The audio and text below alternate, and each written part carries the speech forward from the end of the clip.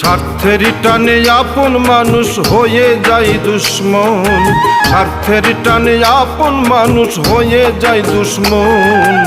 অবাক হয়ে যায় মানুষের দেখায় আচরণ, অবাক হইয়া যায় মানুষের দেখায় আচরণ।